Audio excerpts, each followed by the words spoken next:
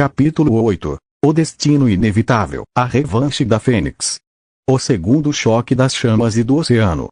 Ainda estava chocado, não sabia dizer se estava mais chocado pelo anúncio que recebi sobre cumprir meu destino ou pela pessoa que havia feito esse anúncio para mim, e bispo de minha mestra Sona, e para o exorcista, o espírito da figura histórica, santa padroeira da França e exportadora do Leviatã Joana d'Arc, acompanhado de um anjo. Momo, a senhorita Sona vai querer saber disso. Exorcista. Parece que você é mais que um demônio, Joana. Não vai perguntar qual o seu destino. Muita educação sua esperar que eu pergunte, senhorita d'Arc. Qual é afinal? Joana. Bem, seu destino é dividido em duas partes, sendo uma delas inevitável. A primeira parte é vingar todos os portadores anteriores da sua engrenagem sagrada, o Leviatã. Todos os mais de 7.000. Joana. Exatamente, e para isso você deve eliminar o anjo caído do trono com 6 asas. Mas a segunda mais importante e inegável parte do seu destino é o anjo que acompanhava Joana d'Arc, separou a mesma e o de Momo e do exorcista, estendendo suas asas e apagando completamente qualquer som da minha conversa com Joana. Imediatamente, Momo disse, mostrando um claro incômodo: espera aí, eu tenho que reportar isso à minha mestra. Mantendo uma expressão compassiva e calma, o anjo comunicou diretamente à sua mente com uma voz que soava benevolente. Sou Duma, anjo do silêncio.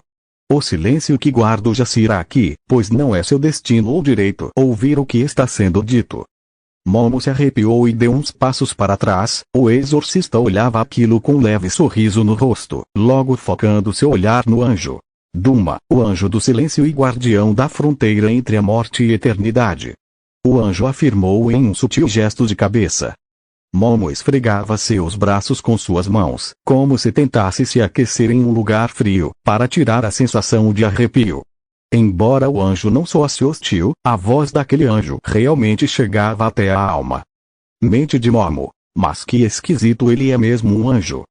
Minutos depois, Joana terminou de falar, ela e o anjo do silêncio foram embora. O tempo voltou a correr e Momo perguntou. O que ela disse?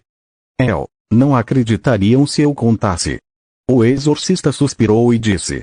Que seja, espero não estar louco, mas se Deus está envolvido na equação, acho que posso te contar o que eu sei sobre aquela estátua, o trono caído petrificado.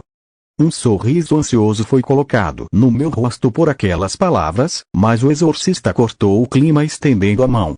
Primeiro, vou te dizer meu nome, é Ruel. Apertei a mão dele e me apresentei formalmente. Pode me chamar de Niat. Um aperto de mão e alguns segundos de silêncio depois, o exorcista mexicano contou o que sabia. Juan, a estátua está na minha família há quase 5 gerações. Na época da Revolução Mexicana, lá pelos anos de 1908, meus antepassados, que eram de um bando revolucionário, encontraram a estátua por acaso durante uma trilha. Durante a noite, minha tataravó, uma mulher muito religiosa, ao dormir perto da estátua teve um sonho. Momo. Nossa, mulheres na Revolução. Sim, eram chamadas Adelitas. Amantes ou esposas dos homens que lutaram na Revolução, acompanhavam eles porque assim se sentiam mais seguras. Ajudavam como enfermeiras, cozinhavam para as tropas e participavam da luta armada. Algumas se comprometeram tanto com a causa, que se seus maridos quisessem descartar, elas obrigavam eles a continuar. Juan. Exato. O sonho na verdade estava mais para um pesadelo. O que ela sonhou exatamente ficou meio difuso, mas a própria registrou em um poema. La estatua de un ser celeste olvidado, yace en la tierra sin ningún pesar. Pero en su último aliento, alas malditas de su cuerpo logró desplegar. A ángeles antiguos pudo controlar, en las sombras va a esperar, hasta que Dios se vaya por una guerra que no pudo soportar. Por el cuerpo de la gran bestia irá, a los santos y humanos lastimará y contra la coraza irrompible que forja el arma imprevisible, todo en el mundo intenta reinar. Momo. Entendi. Pena que a tradução para o japonês do feitiço estraga as rimas. Desde aquele dia, minha tataravó marcou no mapa lugar onde teve aquele sonho. Então, quando a luta armada da Revolução cessou, através das gerações, fixamos residência naquele campo, que com o passar do tempo, acreditamos que pela estátua, se revelou um local propício para a aparição de anjos caídos, demônios e outras anomalias. Entendi. Então foi daí que vocês começaram a tradição como exorcistas. Juan: isso, sempre pensamos que a grande besta era o próprio Lúcifer, ou que o caído esquecido incitaria uma rebelião entre os seguidores do próprio Lúcifer, Leviatã. Ele nem precisou fazer nada, aconteceu uma guerra civil no inferno e a maioria dos seguidores de Lúcifer morreu. Juan: ei, o diabo morreu. Momo: mas e se o caído e os anjos que ele controla só estavam esperando uma brecha, um momento onde todas as facções estivessem no caos, afirmou o bispo pensativa. Tá aí uma boa teoria, Juan. Esse momento é agora pelo visto. Então será que você poderia cooperar pela sobrevivência de novo, Juan? Só se me fizer um favor, para que minha família não pense que estou louco. Transportamos Juan para o quintal de sua casa, um grande campo onde sua família havia feito a colheita de quase todas as verduras, mas como já era noite, a maioria dos residentes estava dormindo. O atual patriarca da família, após uma viagem para a cidade, persistentemente revisava o motor da sua caminhonete. Juan caiu atado por cordas a campos de pés de milho. Enquanto amaldiçoava os demônios que o prenderam e mataram a irmã que o acompanhava. Seu avô, apesar de sua idade avançada, foi um dos primeiros a ajudá-lo. Naquela noite, após contar uma história falsa para sua família, seu avô o levou para o quintal dos fundos da casa, onde era possível apreciar um campo coberto de capim e raízes. Logo o avô disse com voz firme: muito bem, Juan, sua valentia foi admirável, mas seu nível é insuficiente. Precisamos de espaço para plantar a safra de agave. O solo aqui já está descansado, temos máquinas para isso, mas sua primeira tarefa será capinar todo esse campo com uma lâmina. Juan: podemos fazer uma boa bebida com essa agave para nós. Avô: quem sabe? Se você treinar bem. Vou aumentar a intensidade com o resto da família também. Disse com um tom de preocupação. Logo viu a antiga estátua, segundo histórias de família, o corpo petrificado de um anjo caído. Com duas de suas supostas 6 asas de volta totalmente reais e sem nenhuma petrificação. Com um machete comum e um tanto oxidado, Juan começou a capinar o lote. Mas se cansou em 20 minutos, ainda por cima notando que o machete que usava não estava muito afiado. Mente de Juan: isso vai demorar demais, espera, qual era aquele cântico que o meu pai ensinou? Juan estendeu a mão para a direita, abrindo o braço e disse. Depois de pensar um pouco, Juan recitou o cântico. Petra, Basilios, Dionisos e Maria, Mãe Sagrada. Um portal de luz se abriu próximo à mão estendida e dele saiu o cabo de uma espada atado a correntes. Em nome dos santos que descansam nesta espada. Irei liberá-la. Espada sagrada Durandel. Uma brandida de teste contra o mato foi suficiente para arrancá-lo de raiz. Juan, com o ânimo renovado, começou a cortar mato e raízes enquanto cantava a música tradicional La Delita. No tempo da canção, cerca de 1 minuto e meio depois, o campo da parte traseira já estava totalmente capinado. Juan acabava de cortar o último mato no fundo do terreno. O avô olhava aquilo arrepiado, porém mantendo um olhar firme, usando uma espada sagrada do nível da Excalibur para capinar. Que blasfêmia! Que blasfêmia, garoto! Juan se virou e apontou a espada para seu avô. Isso foi só um aquecimento, avô. Só usei ela agora para chegar mais rápido no treino. Juan ia fincar a espada de Dionisos no chão, mas em um lampejo que o jovem de 20 anos quase não viu, o avô passou por ele com um movimento. Usando o machete sagrado de sua família, cortou o rabo de cavalo do seu neto. Que assim que sentiu seu avô atrás dele, se virou em posição para o combate. Avô, amanhã vamos ver se você pode usar essa espada bem. Nosso grupo, por outro lado, naquela noite já estava voltando para o Japão, próximos ao beco onde havíamos chegado via teleporte. Satya, rei de um grupo de demônios brasileiro, se despediu de todos e entregou para Sonu como lembrança um CD de Ivete Sangalo dizendo: Escute quando quiser se animar ou tiver algo para comemorar. Passamos pelo portal e por um momento ficamos no conselho estudantil, tempo bastante para Momo relatar tudo o que aconteceu no visita ao hospital e Sona dizer uma coisa para sua rainha. Tsubaki já sabe o que fazer, certo? Levar o resto do grupo para casa um de cada vez. Sona: exatamente, Isabela. Miyagi, vocês vêm comigo. A torre emprestada pelo rival Fênix e eu fomos transportados por Sona até a sala de sua casa. Sona foi organizar alguns fichários que estavam em uma pequena mesa de centro e enquanto organizava seus fichários, me disse: não quero nenhuma gracinha, Miyagi, você vai dormir no sofá. Pela Isabela ser uma peça emprestada, tive que dar a ela o quarto de hóspedes. Sem problemas, mestra, já dormi em muitos sofás confortáveis. Sona abriu as cortinas e percebeu algo estupidamente óbvio: ainda era dia. Se sentiu tão estúpida que por um breve momento deixou raiva escapar. Maldição, o fuso horário. Ali, naquele momento, todos percebemos que teríamos que esperar anoitecer para não destruir nosso ciclo de sono. Ficamos os três na pequena sala da casa, Isabela e eu no sofá de 2 lugares, Sona sentada de pernas cruzadas em cima de uma pequena almofada perto da mesa de centro.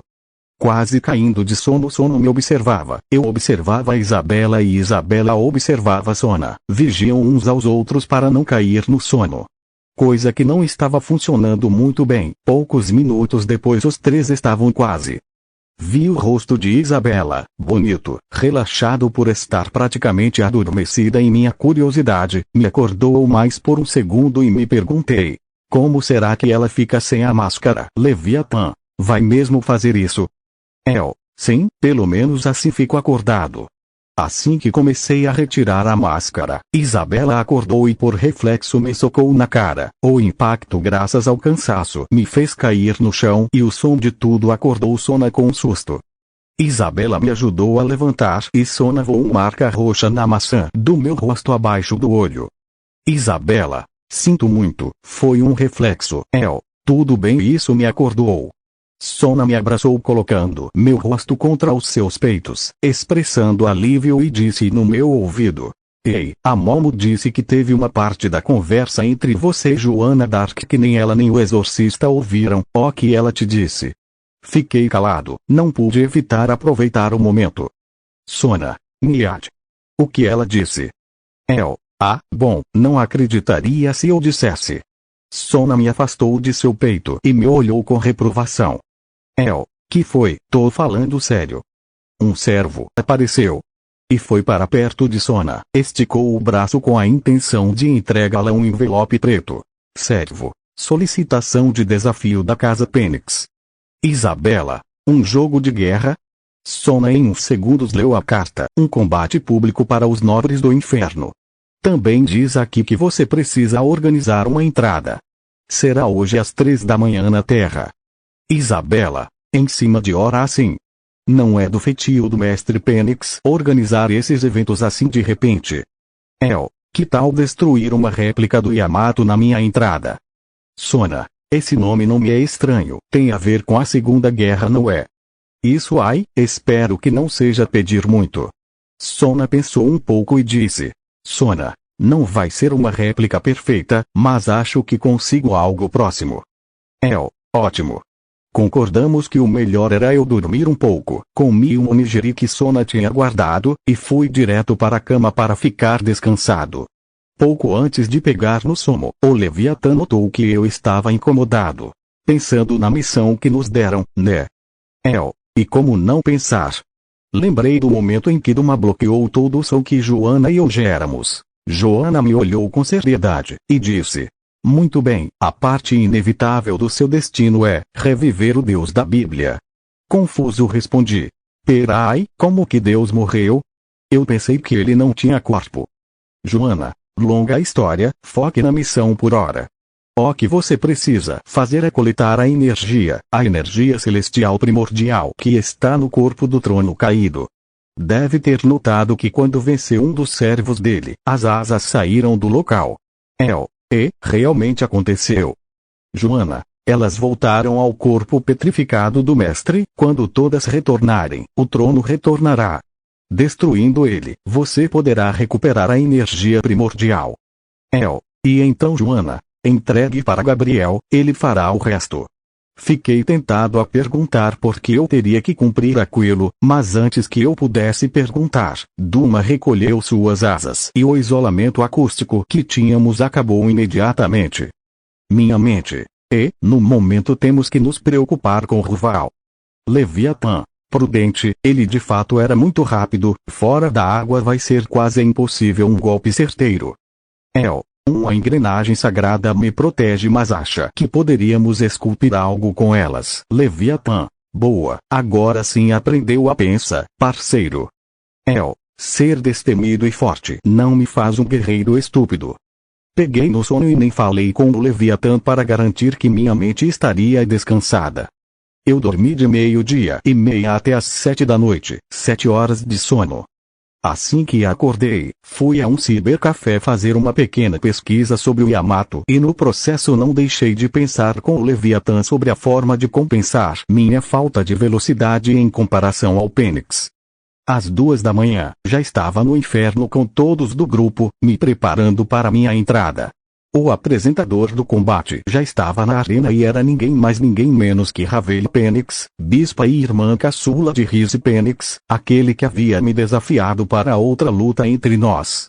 Estava vestida de forma bem elegante, com um vestido bonitinho, que brilhava nas luzes avermelhadas da arena. Com a arena cheia, exceto por um espaço de diferentes níveis da arena vazios em uma linha reta. Entre os presentes na plateia estavam toda a família Citri, Sergi e todos os outros servos da Sona, Circe Lucifer, irmão mais velho de Riaz Gremory, que estava bem do lado do espaço vazio em um dos eventos mais altos da arena. A própria Riaz não pode comparecer por alguns problemas relacionados ao seu cavalo e o Tukiba. No entanto, Issei estava presente, em parte graças à insistência do dragão vermelho. Ravela. Muito boa noite a todos do inferno.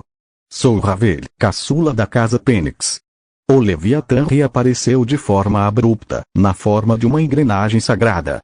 Essa engrenagem, por muito tempo ficou sob a posse de um humano, que até ser revivido como um demônio e acolhido como servo da filha mais nova da casa Citri, não estava ciente de possuir tal poder. Meu irmão Rize foi derrotado de forma legítima por esse humano. Hoje ele não apenas busca se reivindicar, mas espera que todos possam testemunhar o efeito que essa derrota teve nele.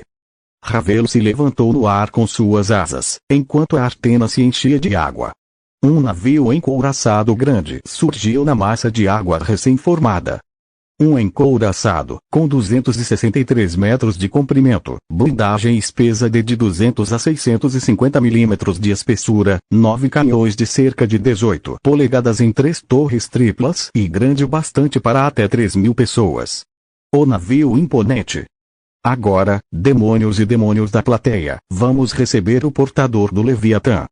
Minha figura começou a sair das sombras, dessa vez não usando o meu terno recorrente, mas sim uma roupa apropriada para treinos físicos, uma camiseta rosa com detalhes azuis nos ombros bem justa, deixando aparentes os músculos que havia ganhado no meu tempo como demônio, e um short azul marinho que ia até o joelho, acompanhado de uma sapatilha. Posicionei a mão em forma de garra. Com um movimento de raspar os dados no ar e a voz de engrenagem sagrada dizendo clava, um corte de poder massivo se dirigiu até o navio.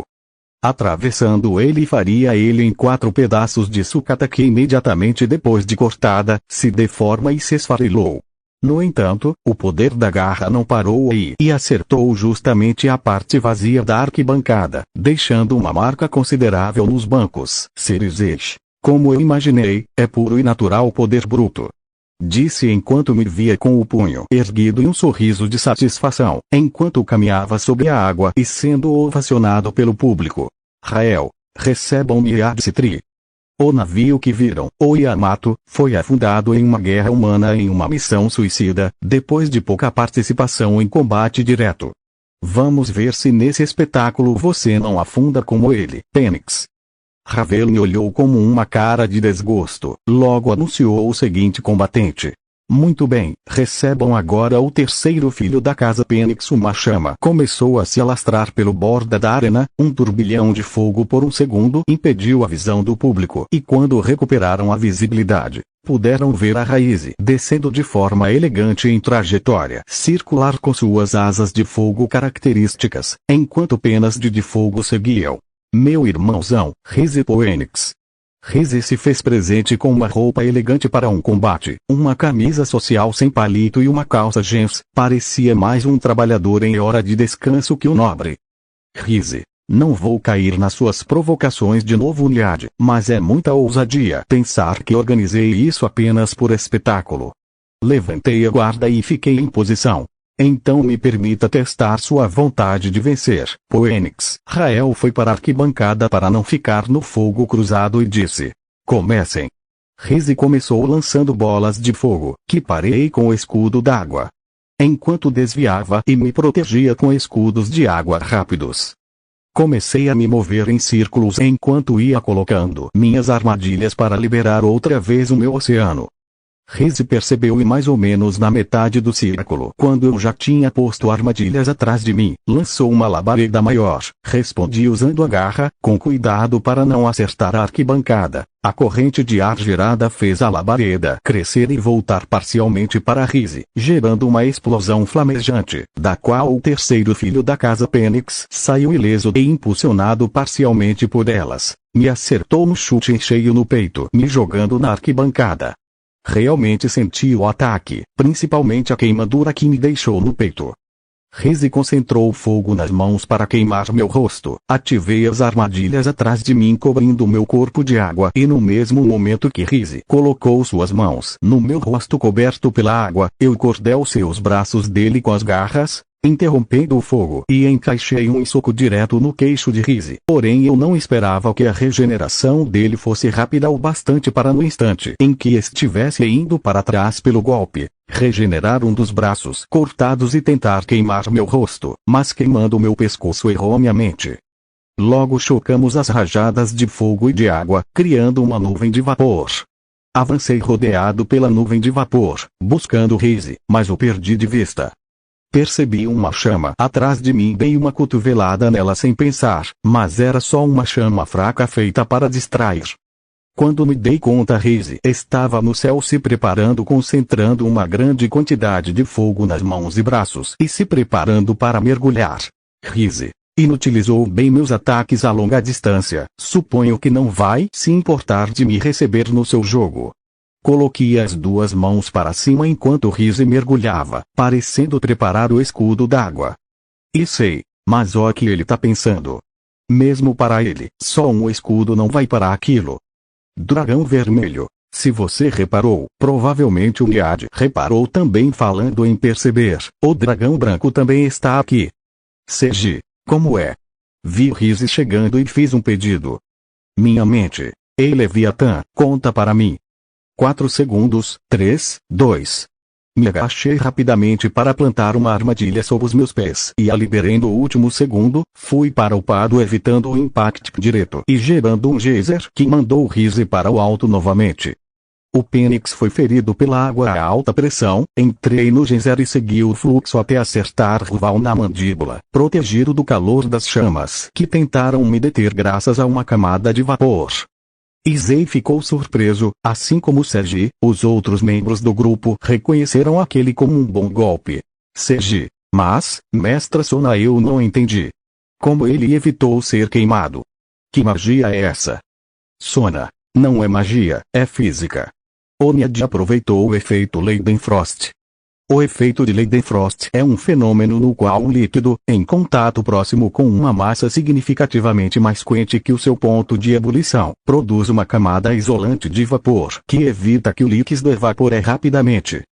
Nesse caso, a camada de vapor também protege o corpo dele de queimaduras. Sona me viu usando a água que ainda vinha de erupção do geyser para cobrir meu corpo e resistiu às queimaduras. Sentia dor delas, mas estava saindo relativamente ileso. Porém no instante seguinte acabei com uma queimadura nas costas. Seji se queimou. O efeito Leidenfrost se foi, dura apenas uns segundos. Logo em seguida, fiz Rizzi me soltar com uma cabeçada, mas assim que comecei a cair, Rizzi pegou meu braço e me girou no ar algumas vezes para me arremessar contra o chão perto da arquibancada. Apesar disso, percebi que ia cair bem perto de uma armadilha que havia plantado. Rizzi de alguma forma notou quão confortável eu estava naquela queda e nos últimos metros, tentou me interceptar. Usei a garra em um movimento de lança para atravessar seu corpo e chegar perto da minha armadilha, o suficiente para liberá-la. Arrastei Rizzi pelo chão em uma bolha de água gerada pela água que saiu da armadilha. Com a bolha de água arrastei Fênix de forma caótica pela arena, e consegui colocar todas as armadilhas ao redor da arena antes de nos separarmos.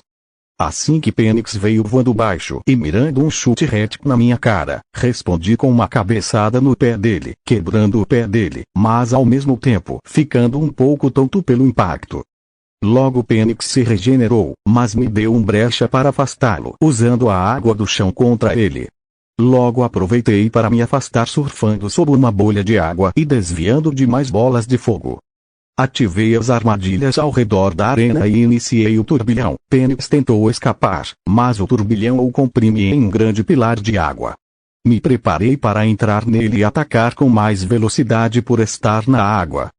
Mente de Rizzi. A pressão dessa técnica é grande, mas pouco antes de eu chegar nele, Rizzi irradia um calor tão massivo que evaporou o pilar completo. Eu suportei o calor, e tive que abrir minhas asas para ficar no ar, mas não pude evitar me frustrar e tentar recuperar a água.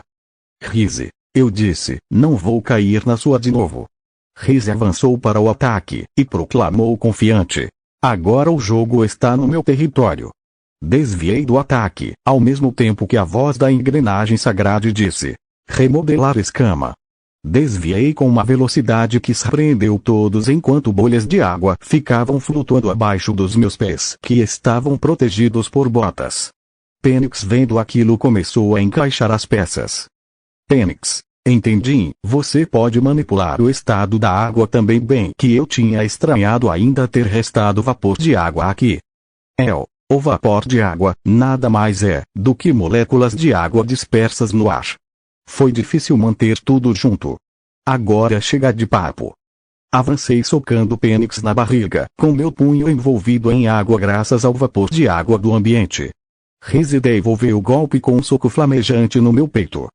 O que se seguiu foi uma troca de golpes incessante, que ainda assim atraía a atenção de muitos, principalmente dos mais jovens ali. Todos expressavam seus pensamentos, observando o intercâmbio de golpes, que ficava cada vez mais brutal à medida que descíamos para o chão. Cerizete. É como ver um desastre natural. Sabemos que é algo horrível que acabará com muitas vidas, mas por outro lado, é algo que ainda assim impressiona. Isabela. Toda essa força pura, é apaixonante. O senhor e a senhora Fênix eram os mais preocupados. Senhora Fênix. Está tentando quebrar a mente dele de novo.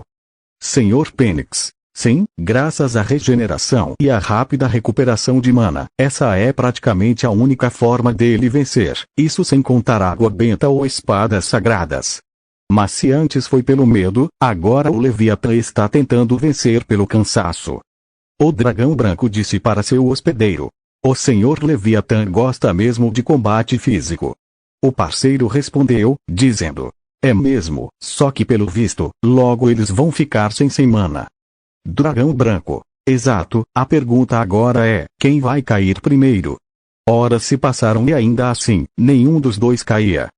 Com meu corpo quebrado e queimado e com Rizzi parcialmente frustrado, paramos por um segundo e ficamos abraçados em uma posição de clinch. Que foi, passarinho, tá cansado? Rizzi. De jeito nenhum. Ótimo, eu falei que ia testar sua vontade de vencer. Retomamos a troca de golpes e continuamos por um tempo, até voltar à posição de clinch e acabar caindo no sono. Uma serva que estava acompanhando Cerizete, logo disse, Senhor, parece que a luta terminou. Cerizete, eu não diria isso, foi apenas uma pausa obrigatória. A maioria dos adultos das casas nobres, com exceção dos pais de Sona, Cerizete e a família Fênix, saíram da arena. Cerca de 1h30 depois, acordamos e retomamos a troca de golpes. No entanto, Rize me provocou como uma finta, me fazendo errar o direto no peito dele antes que eu pudesse bloquear. Rize girou no ar e dando uma cambalhota e me acertou um chute certeiro no topo da cabeça. A ideia fez meu queixo chocar contra o meu peito, o que terminou de gerar o efeito pinball que chacoalhou meu cérebro e me levou a nocaute. Caí para frente e terminei jogado de barriga para baixo no chão da arena. Nos momentos em que eu estava apagando, som dos aplausos do triunfo da Fênix, aos poucos se desvaneceram nos meus ouvidos. Mente do Sr. Penix. Imaginei que terminaria assim, independente do cansaço físico, a recuperação de mana do Rize é mais rápida, ainda assim ele usou tudo que restava naquele último chute. Acabou com a luta no momento adequado. Muito bem, filho. Rize foi descansar, e a Sra. Citri se encontrou com a Sra. Penix no exterior da arena. Sra. Citri, foi um bom espetáculo, não é? Sra. Penix. Sim, meu filho ficou obcecado por essa vitória. Ainda bem que conseguiu. Imagino que a derrota tenha abalado vocês. Sra. Citri. Creio que não, uma luta de minutos já parecem horas para os envolvidos, imagine uma luta de horas. Além disso, minha filha ficou feliz. Logo a senhora lembrou do que sua filha disse assim que a luta acabou. Onyad não venceu dessa vez, mas parecia empolgado com essa luta. Planejou a entrada e até pensou em uma técnica nova. É a primeira vez que vejo ele lutar por puro prazer, ele está melhor. Sona sorriu com satisfação. Voltando ao presente, a Sra. Penix disse: se veio pedir uma lágrima de Fênix, não será possível. Nossos estoques acabaram e se tratando dele, não podemos chorar uma lágrima sem sentimentos. O portador do Leviatã terá que se curar sozinho. Assim eles aprendem a ser mais consequentes. Disse em um tom ácido e com um leve mau humor. Sra. Citri. Sabe como os jovens demônios são. De certa forma não éramos tão diferente deles. Uma passada no hospital e curativos depois, voltei para a Terra e pouco depois, tivemos que ajudar o grupo da Ryase, mantendo uma barreira erguida para evitar danos colaterais de uma batalha. Foi o que eu consegui entender, enquanto lutava com o sono. Felizmente, quando começamos a manter a barreira erguida, o Leviatã teve uma ideia. Ele me empresta seu corpo, eu mantenho a posição e o fluxo de mana para manter a barreira enquanto você dorme. Assim fizemos até que uma exorcista invocou a espada sagrada Durandal e junto arrastou Ruel, que no mesmo momento estava empunhando, para o campo de batalha.